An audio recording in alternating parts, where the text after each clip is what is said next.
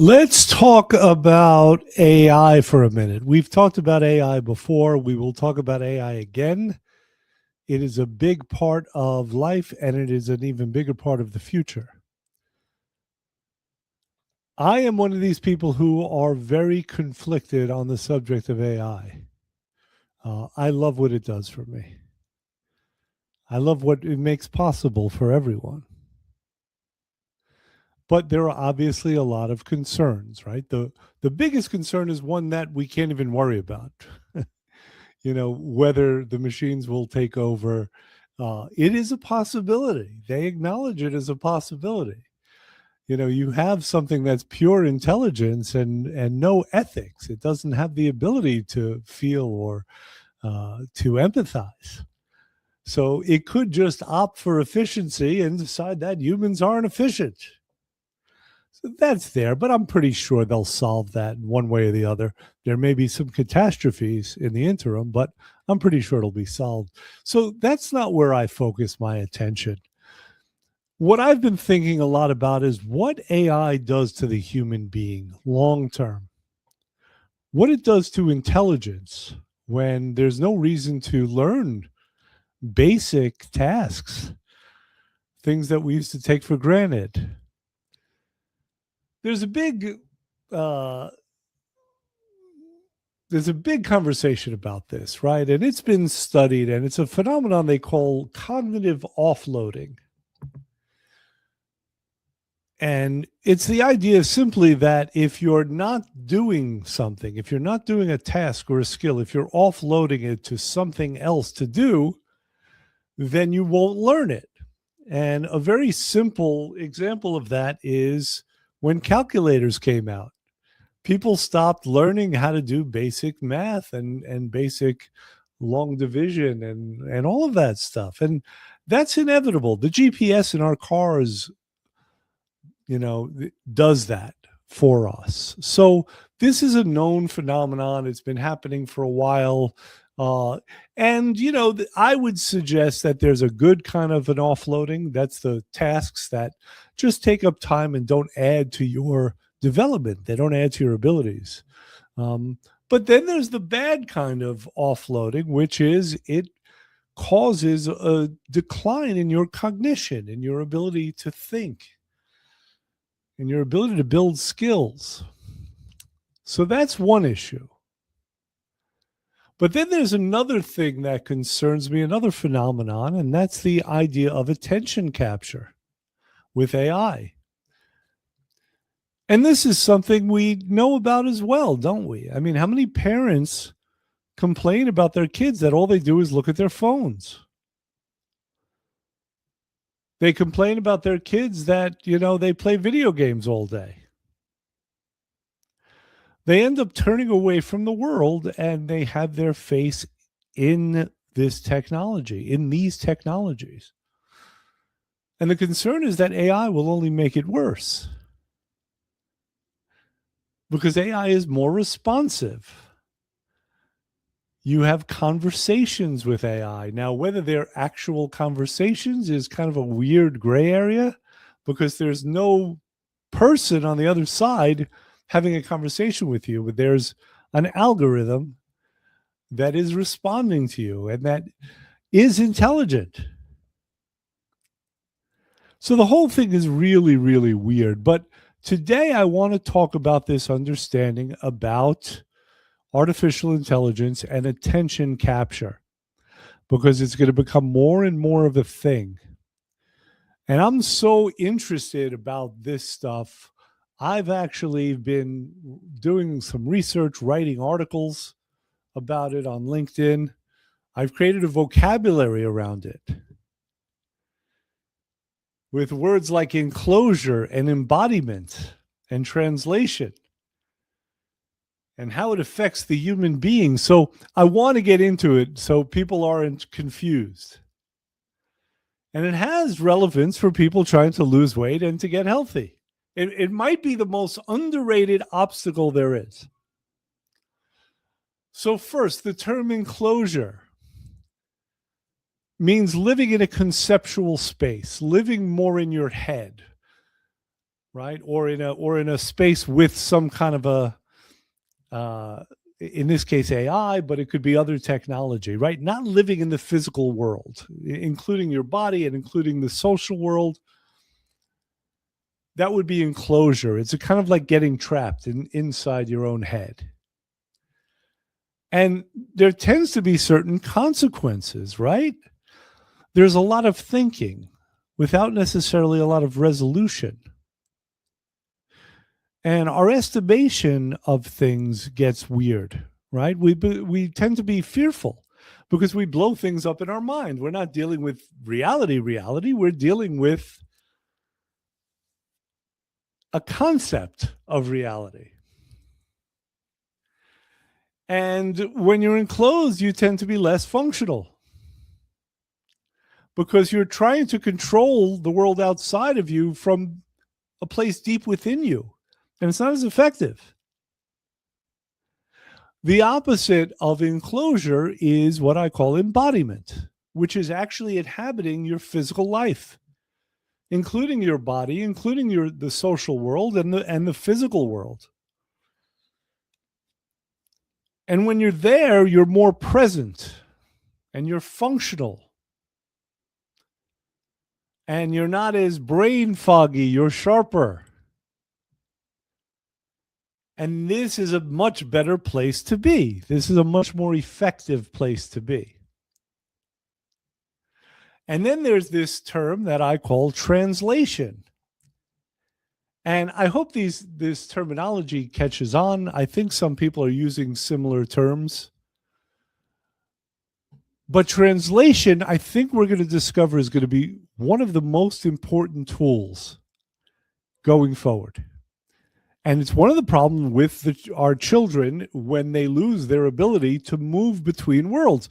That's the definition of translation. The ability to move between worlds, to go from the conceptual world, the world of thinking, and to go from that to the world of physicality and being with other people in a way that's social and communicative, ideally face to face, right? Not through a mediated system like Zoom or your phone. So people function from an enclosed place all the time, right? People who are in their heads, who are nevertheless dealing with the real world. But everything's harder. Decisions are murkier and fear is louder and you feel distant. And for weight loss, reading hunger signals and making good choices and follow through, enclosure is really an enemy. And I want to tell you a story that I've told in a different version before, but I want to tell you a story about that's a good example of enclosure. And it's the story of Isaac Newton. And why do I use Isaac Newton? Well, Isaac Newton might have been the greatest mind ever. He was the dude who created our understanding of physics. Everything else was built upon what he created, the foundation. And he was one of the most enclosed people ever, at least for the first part of his life. And he was enclosed in a couple of ways. First, by his temperament, right? He had difficulty in the social world. He had difficulty in the world of reality. So he retreated into his head and he modeled reality. He thought about it. And he thought about it better than anyone else. And it was especially impressive when he was in college. There was a plague that was going on. Does that sound familiar? And you might want to contrast this with your own kids if they were in college during COVID, like my cousin. And he had to come home and he spent half his time at home during what were supposed to be his college years, where he was supposed to be living in a very social and embodied world. And Isaac Newton came home, and for 2 years, he retreated completely inward. And in that time, listen to this. This is what he did. And contrast it with your own kid if they were home. In that time, he invented calculus. He developed the theory of gravity. and laid out the foundations of classical physics. And he wrote the most important book in the history of science. And you know what he did with it? He put it in a drawer. The foundational book about science that introduced us to concepts that we've been learning for years and using for years. He just put it in a drawer because he was too enclosed to get it out. Now, it turns out that he was a pretty lucky in a certain sense, Newton, right? We may never have heard of him. Left to his own devices, we would never have heard of Isaac Newton or these concepts. They would have been discovered ultimately, but still. He was fortunate to have this friend, acquaintance really, an astronomer who recognized his genius and was able to help him translate out from his enclosed world to the real world. And, kind of dragged him into the world a little bit, and with it his work, Newton's work. But without Haley, that likely never would have happened, This creation, it has to get out. Ultimately, and hopefully, we're contributing to the world. And this guy had more to contribute than virtually anyone. But that's not where his focus was. That wasn't where his orientation was. Now, most of us aren't as lucky as Isaac Newton in the sense that, first of all, we're not at his level of genius because nobody is. And when we get enclosed, we don't retreat into a world of creation in that same way. Often we're enclosed in a sense of exhaustion and fog and screen time and fear and overwhelm. We get a lot of noise and not a lot of signal, and the longer we stay there, the more normal it feels, and sometimes it's harder to get out. And that's a big trap. So the obvious question is, when it happens to us, how do we get out? Hopefully, like Newton, we have friends that are willing to some degree to drag us out, even though we'll fight them on it. But there are some things that we can do. All right. Even if we feel enclosed, we're not as functional as we want to be. There are certain steps that we can take. And the first is we want to build a minimum threshold. We have to have that. If we're depleted of nutrients and calories, for example, we want to raise that baseline. So step one, we need some kind of a substrate, right? A substrate meaning like a material that helps us to build from. Protein is a very good idea. It helps stabilize the blood sugar. Supplements, certainly if you're depleted. Things like minerals, electrolytes. These are a very good idea. You see, the thing is that it can be virtually impossible to translate from an empty tank, right? For those experiencing brain fog and experiencing a world that, seems really intimidating, if you don't have like that baseline, if you don't have like what, a basic reserve, it's very hard to confront. So we got to get that minimum threshold. This isn't optional. This is foundational. Step two, embodiment practices, right? Get into your body, get into motion, get into the world a little bit. Put on a song and move, even for a couple of minutes. Close your eyes, do a quick body scan, right? Feel your actual muscles, feel some blood flowing there. Find out where you're holding tension. All right, keep it brief. Too long and you could get back in your head and get stuck there. Step three, take one action in the world. Not a big plan. Don't do the most important thing necessarily. Do something that you can do. Get a win. make a call, run an errand, something you've been putting off, right? Sometimes, like, something you're putting off seems like a big thing just by virtue of the fact that you're putting it off. You get that kind of negative momentum there. You get inertia. Send the email, right? Handle one little thing. The world will respond, actually. And that's a matter of faith, and that could be a little hard, right? But the world will respond to the steps you take in it. So, Newton needed Halley to get out. And he's an extreme example on both ends, on both poles, right? Of the genius pole and also of the enclosure pole. He was more enclosed than most. Ted Kaczynski.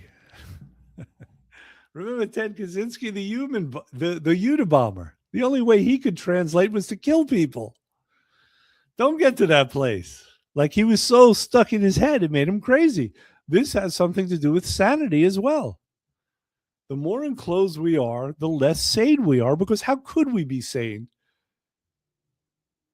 in a world of our imagination alone? Not alone. We're still handling some stuff. But do you get the point? I tend to talk about the extremes, right? Because I'm trying to elucidate the point.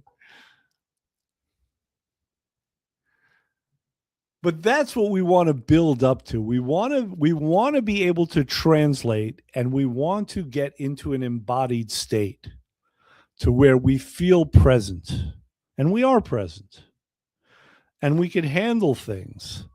And in fact, I would say that this is so foundational that this needs to be done before you want to handle anything that matters. We can do a lot just based on automatic actions. We can be robotic and we can handle most of the things that we have to handle, but it's not the ideal place to be. And very often it bites us in the ass. And it's certainly not being in our bodies, not being in the physical world, the social world, where there are those pressures, or not being as deep as we can in those worlds, can certainly have consequences for weight and health. So this is what I wanted to emphasize today. I think this is a big subject. I think this is going to become an even bigger subject, because there are people who are enclosed and they're going to be able to turn to these systems that are intelligent and tireless and will always respond to them and will always give them acknowledgments, and it'll just be so comfortable. It's really going to increase the enclosure, and it's really going to prevent them from being able to translate into the embodied state. And that's my concern. And this is why I write articles about this kind of stuff. And I try to connect with people on LinkedIn, people who are active in this space. It turns out there's a community for everything. So when I started thinking about this, it was like I didn't know that anyone else was. And of course, there are people who do. So if you have any questions on this, please let me know. And by the way, and this is something I should have mentioned and not do it towards the end, but we'll just extend it a little bit. It's a very real phenomenon. It's the kind of thing that concerns people. It certainly concerns mothers, and it's sort of ubiquitous. The kids today aren't doing what we did. They're not going outside and rolling in the dirt. Many are enclosed. And in fact, a couple of weeks ago, two parents expressed to me concerns about their children that fell into this category. Their AI usage and their introversion, their lack of friends, really created a lot of concern for these parents. And, we've been seeing some version of this for 30 years as we have more and more of these digital systems. But as I was saying, with the example of Newton, who lived in the 1600s, it's always been a problem in some ways. Getting stuck in a conceptual world is not new. But there's less and less that's forcing us into the actual world these days. It's much easier to retreat. And we have to be aware of it. We have to be aware of it when it happens with people we know. We have to be aware of it when it's happening with us. And so that brief little 3-step program that I gave you, if you implement, it will help you translate. It will help you become embodied, feel better about your state, the state of the world. That state management is absolutely vital. And things will work out better for you. All right.